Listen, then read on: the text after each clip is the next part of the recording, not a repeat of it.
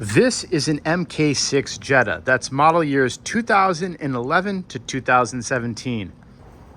Like most modern cars, you can scan the car with an OBD reader down here by plugging it into that 16-pin port to figure out what's wrong with the car.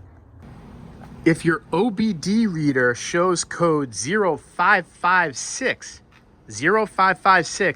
that means that you likely have a problem with the brake vacuum booster, which if you open the engine bay, that's this part right here could be faulty.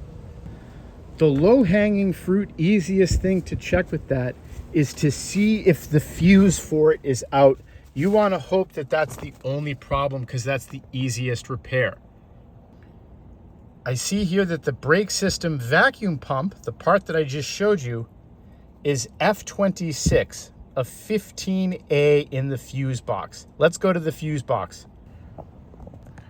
So you'll come beneath the dashboard by your left knee, pull that down. There's your fuses. And let's look at the fuse chart. So again, it was F26. Now Volkswagen won't give you this. I had to print this off the internet. F26, we see that it is